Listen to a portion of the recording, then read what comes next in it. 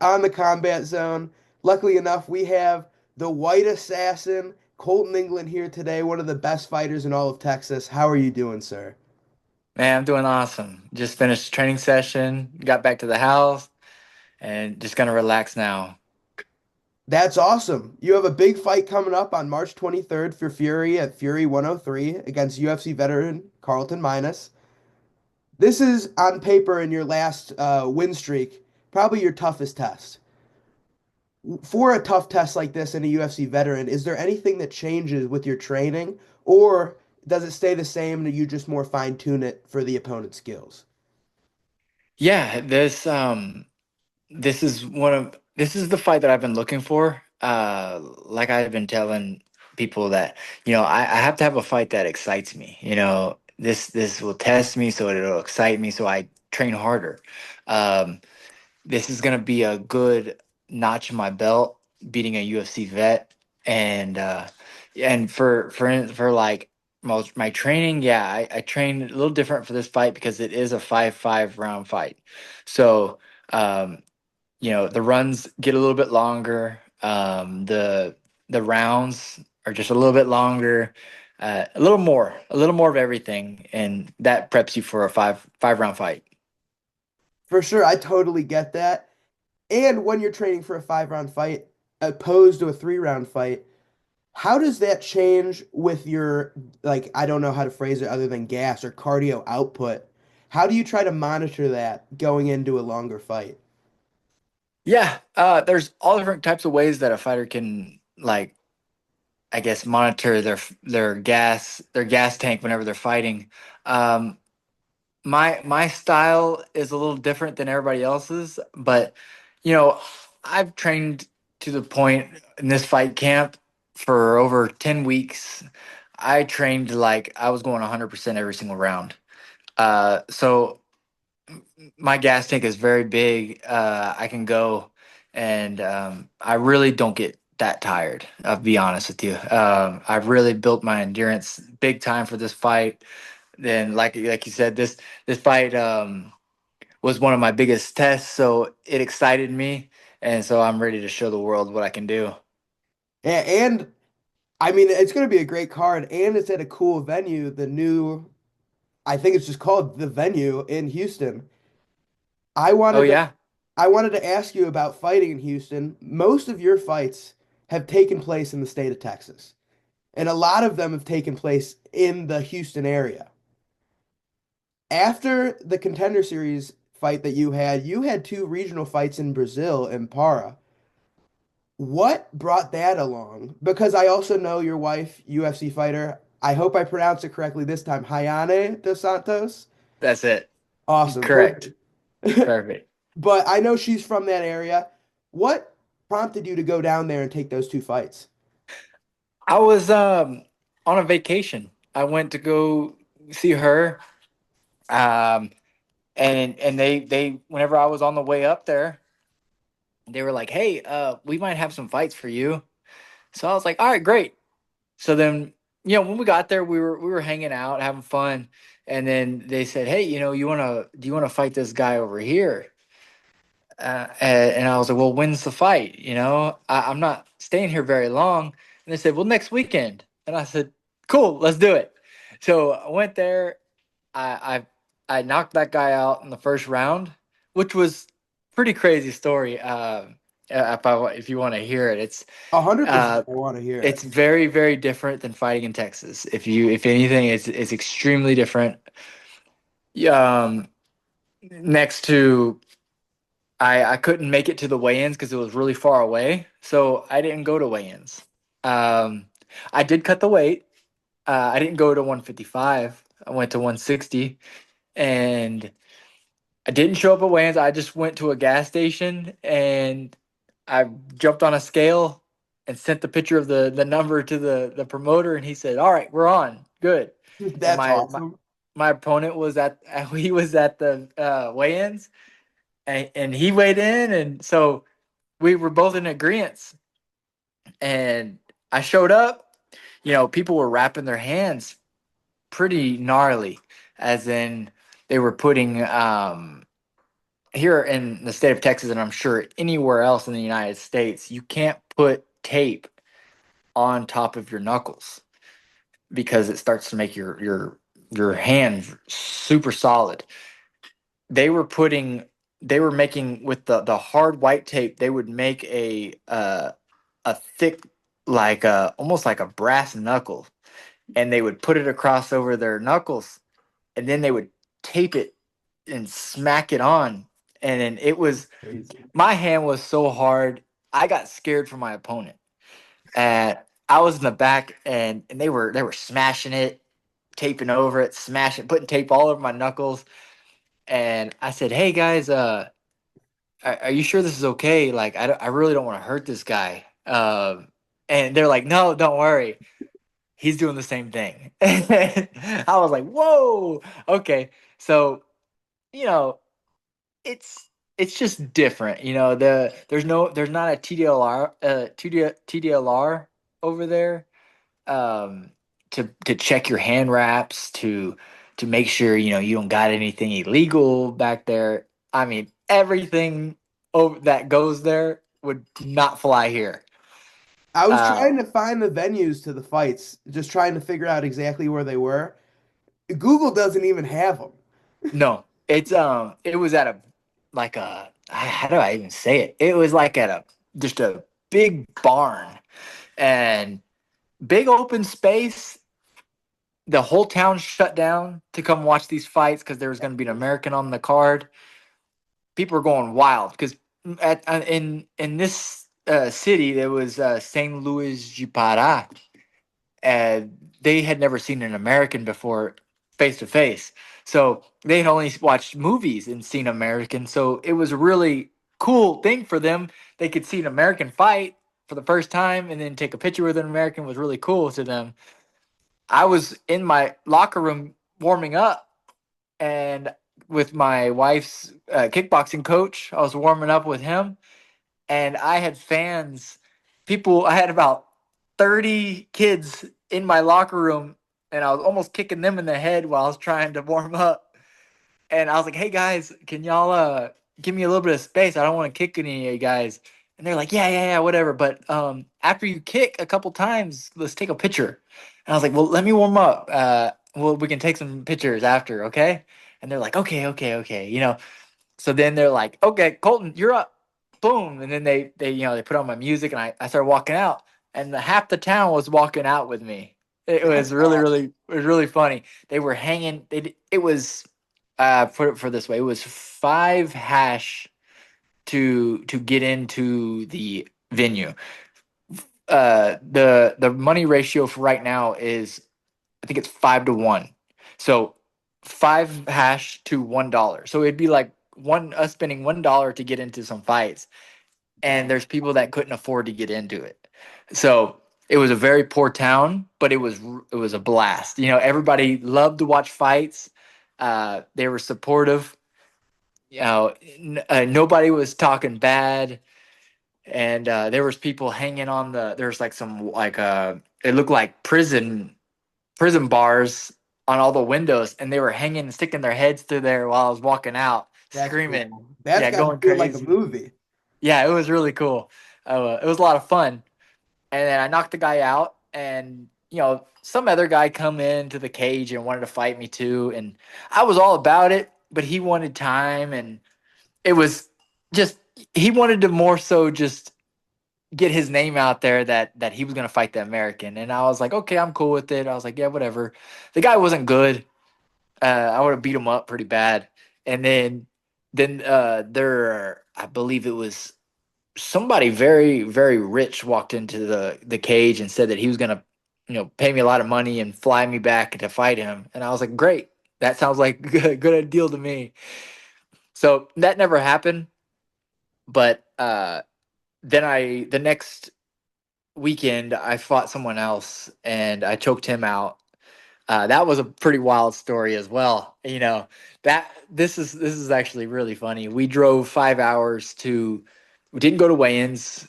The guy had fought at like 185, 170, and he was like, "Bro, any weight you are, it's cool. Don't even worry about it." And so we just mutually agreed on it. We're gonna fight. We drove 5 hours with Hyeni, sitting on my lap. We're all bundled up. The whole family was in the car. 5 hours. Uh, we get out, and man, I'm so stiff. I'm like, oh man. And I was driving through this town. We were driving through there, and I didn't see anybody. It was ghost town because everybody was going. There was huge banners with an American on the poster, and I was like, uh oh, the White Assassin was on the posters, and I was like, uh oh, man, this is gonna be big. We pull up to the venue. They're already playing the music to fight, and I said, "Are you kidding me?" And they were like, "Oh, it's your time to fight already." Oh, like right then, like right as Yeah, you pulled up, you had to go. as I was walking out, and I was like, man, this is nuts. I said, what gloves am I using? And I hadn't even changed into my fight shorts yet. And I was like, well, where's the changing rooms? And they're like, we don't have a changing room. And there's hundreds of people standing in front of me. The crowd all turns around and looks at me, and they're like, there's the American. He's gonna fight right now. And I was like, hold on, guys, let me put some fight shorts on. Yeah, So give then me a I minute. Give me a minute. I had like Hyeni shielding me, like holding a shirt, and I'm putting my cup on and putting my fight shorts on, and I'm falling out of my flip flops, and I'm falling in the sand and where it was at, and then they were like, okay, here's some gloves. Threw the gloves at me. I put them on. I didn't even wrap my hands. I just taped the gloves shut, and then I started walking into the cage, and they didn't put any Vaseline on me. I mean, they didn't do anything. I Does that walked make you in. nervous when like they don't do the Vaseline or like the opponent has those rock hard tape in there? Is this Well, that's going through your head? of course, because they don't even have a doctor there. That's So crazy. it's a street fight. Nobody's suturing you up in the back. So you protect yourself at all times. Is basically what I was going for. I just needed to whoop this dude, and I was like, man, this is great. This is wild. I was like, man, I can't wait to tell everybody this. I hadn't got to tell anybody in an interview or anything about these fights. It was super funny. I walked in. The guy was, I'm telling you, 45 pounds heavier than me. He was big. And I was like, man, what what is this? The dude standing in his corner, like bouncing back and forth. And I was like, man, this is crazy. And I mean, they didn't even announce. I walked into the cage and they said, fight. I said, well, I hadn't even broken a sweat. I was trying to stretch up my back a little bit. And then I, I swung once. He swung. I made him miss a couple times, and he shot in to take me down. I think he thought he was bigger. He's gonna like use his weight on me and run me over. And I grabbed his neck and then finished him right in the first.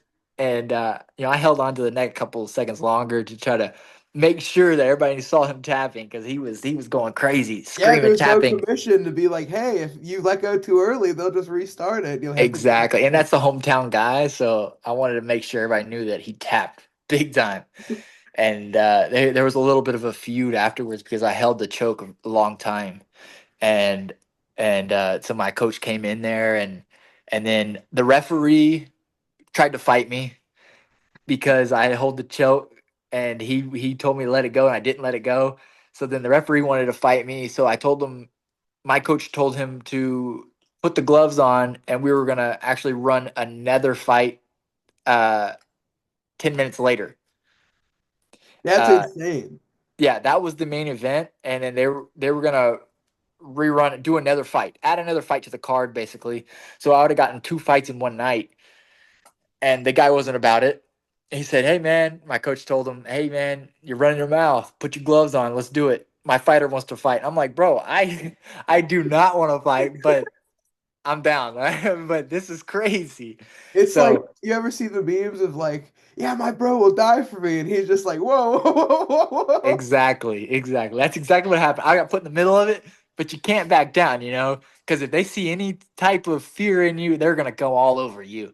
I had people. I walked out of the cage. I won the belt. I walked out of the cage, and some guy threw a wad of cash at me, and he says, fight me. And I was like, well, how much money you got? And then he was like, all this to fight me. And then I looked at the promoter. I said, line it up. And then he was like, no, no, you're gonna hurt this guy. He's like, get him out of here, get him out of here. People started like attacking, going crazy. And so then we left. We drove 5 hours back home with a wad of cash and left. How how does it feel for you as a fighter from that first fight the weekend before where you're almost feeling like the hometown guy, everybody's walking in with you, to public enemy number one the next weekend? I kind of figured it was going to happen like that because everybody wants to make a name off of American.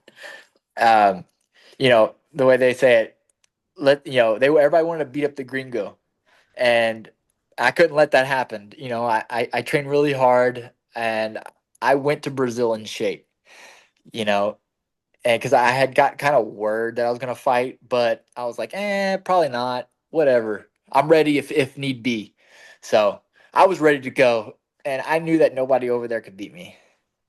Yeah, no, I mean they didn't know the guy coming in was one of the best lightweights in the country, you know? Yeah, so it was cool. It was a lot of fun. It's definitely something I'm gonna tell my kids later on, and they're gonna be Yeah, like, "Wow, that's a that's story crazy." for your grandkids, your kids, everybody. Yeah, But it's very cool. speaking of going to Brazil, these crazy experiences, I, I don't know if I'm going to say do you prefer, but where do you like fighting most? Do you like that crazy, like the craziness swirling around you for when you're down there, or do you like it when you're at home? It's much more controlled and you could kind of schedule what you're doing. I like it at home controlled. That was like you remember in high school whenever somebody would push you, you're in a group of people, someone would push you, you turn around and then everybody's trying to hold him back and then you're already in a fight and you're like, "Man, I don't want to fight. What's going on?" That's how it feels like in Brazil. You're walking out of a cage, you just finished a fight, you're happy, and then someone else pushes you from over here and they say, "Hey, fight me." And you're like, "What?" Yeah. You know, so I like controlled. I do like fighting in front of all my people, in my hometown. I like the noise. I like the cameras. Uh, when I hear a lot of people screaming, it excites me. That's kind of like my deal. I get real pumped up to fight in front of a lot of people that I know. Um, it a lot of fighters get nervous fighting in front of people they know, but I don't. I like it. I know it could sway both ways for people. Some people hate it, and that's why I was asking if you like the craziness of it, because I know there's people like, and I think he trains with you, Kevin Holland. Oh yeah, He likes the craziness. He just is like, I'll take it, whatever, which yeah, maybe isn't the best for a fighter to do for the long run, but I think it's interesting. But and speaking of your gym with your coach Bob Perez at Main Street, I just want to ask because online and on Instagram, that looks like the sweatiest, most humid gym I've ever seen. It looks like when you have yeah. the camera in there, it's foggy. It's What was it like nasty. training in that environment? Yeah, it gets nasty. There's a lot of fighters in there. The ceilings are low. Normally they'll just crack the windows. No AC going on, no heaters.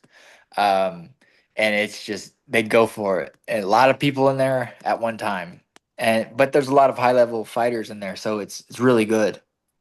No, I'm sure I kind of viewed it as like in high school wrestling when the coach would turn it up to 90 degrees in there and then you leave the room and then you can't even see when you walk outside. Oh yeah, But exactly. Yeah, you're slipping everywhere. There, you can't really spar unless you have wrestling shoes on because you will slide everywhere. that's crazy. Yeah. Yeah. And So then if you get taken down, it's gross. I'm sure I hate it. That's my biggest thing with the grappling. I'm just like, when it's so wet on the ground, it's just like, oh. Yep. But, you're a professional beating people up. You're not on the ground all the time. At least not with your face next to it. You're pushing someone's into it. Trying not to be, no. But if I take someone down, I want to make them on bottom. Yeah. And then rounding back to Brazil one last time. When I met you in Milwaukee, I found out that you spoke very good Portuguese. Correct. How and why did you learn Portuguese and how did you learn to speak it so well? Yeah, I had to learn it because of my wife. I was me and her dated for 7, 8 years, and in that time, it took me about 7, 8 years to learn Portuguese. I needed to speak it. I was always in Brazil. I had been over there 15 plus times and long periods of times, and I needed to speak it. And if you the where she's from is called Belém do Pará, so it's like it's at the top of Brazil. Nobody speaks English. Okay. Zero. So you aren't getting away with anything. So you got to be able to speak their language. And I thought it was really cool. I've always wanted to learn Portuguese, and also could to speak with her. Um, I needed to learn it. She recently, 2 years ago, moved here to Texas, and now I'm teaching her English. So it's very easy for me to teach her English knowing Portuguese. Gotcha. Yeah, and especially because English is one of the harder languages. I mean, all languages are hard to learn. I've tried to learn Portuguese and Spanish like 5 times, failed every time. Everybody that learns a second language, I'm like, that's crazy. But Yeah. Duolingo and texting every day. That'll get you. I'll put it down. I've been trying to do Spanish with one of my friends who lives in Mexico, so we'll see if it gets better soon. Yep. And then just for, sorry, I have some notes. I got a little sidetracked there. Very good. But rounding back to your fight at Fury 103 in a couple weeks here, when you're fighting the UFC vet Carlton Minus, when you're studying them, are you a fighter that likes to watch film or do you like to just prepare for yourself? Love to watch film.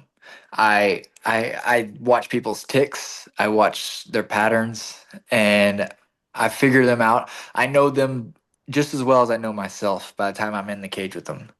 I like that a lot. And so when you're doing that, what are you looking for in the film? Because I don't want to say the specifics, got to keep that on the down low. Right. But what are you looking for in that film when you're trying to find those ticks? Because I feel like a lot of fighters just don't know what to look for. What are those little things that help you choose what is something that you could take advantage of? So there's lots of things that I look for. There's like, you're looking at ticks, what someone does. When someone has a style, they normally don't stray from it very much. Even 5 fights ago, they have the same ticks that they had today, if they had 5 fights. So then you start looking at openings. How do they react when they get jabbed? How do they react when they get pressured? How do they react when they get put on the ground? From half guards, side control, mount, back control. I look at their escapes. I look at how they're getting up, and why they're being kept on the ground. I look at every little detail to them. I look at their cardio. I look to see facial responses to getting cracked, or if they have any. If they don't, no big deal. But you start. That's what I'm saying about whenever I walk into the cage. I know this guy. I've been studying this guy. It's kind of weird to see him from face to face for the first time at weigh-ins because I've been studying and seeing this guy's face for 10 weeks plus, and I know so much about him that he doesn't even know. And it feels like almost kind of weird. Yeah. For this fight No, coming up, this Carlton Minus might have the most tape of any opponent you've been able to prepare for. correct. Is that something that you were like, I don't want to say excited, but something you were like, oh, this is good. I'll have a bunch of stuff to look for this fight. Right. Yeah, I typed his name in on UFC Fight Pass and they just they lined up and I was like, well, great. I've studied him quite a bit, and I've had all my coaches study him, and we've come to a very nice game plan, and I can't wait to show it. Awesome. And we find out here that Fight Pass is for the fans and the pros, you know? Correct. But I'm not going to take any more of your time. Thank you so much for coming on to the show. Is there anything you want to say at the end here? No, man, I just appreciate you reaching out to me and getting this interview. Yeah, Means a lot. I really appreciate you coming on. This is awesome. Awesome.